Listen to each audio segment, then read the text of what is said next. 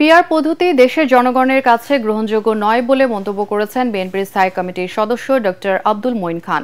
রাতে নারায়ণগঞ্জের আমলাপাড়ার সার্বজনীন দুর্গাপূজা মণ্ডপ পরিদর্শনে গিয়ে সাংবাদিকদের প্রশ্নের জবাবে তিনি কথা বলেন। এ সময় মঈন খান আরও বলেন, দেশের মানুষ ওয়ান ম্যান ওয়ান ভোট পদ্ধতিতে অভ্যস্ত।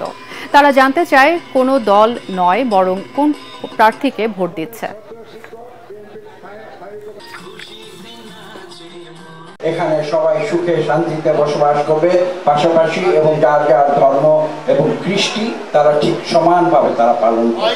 আমি বিশ্বাস করি আগামী যে নির্বাচন নিয়ে আপনি যে প্রশ্নটি করেছেন, এখানে কোনো আশঙ্কার কোনো কারণ থাকতে পারে না। আমরা বাংলাদেশ সৃষ্টি হয়েছিল গণতন্ত্রের জন্য, গণতন্ত্রকামী মানুষ, এবং আমরা মানুষের সমান অধিকার, মৌলিক অধিকারে বিশ্বাস করি। সেই বিশ্বাসে আমরা যতক্ষণ অটুট থাকবো তখন বাংলাদেশের ঐক্য কেউ রোধ করতে পারবে।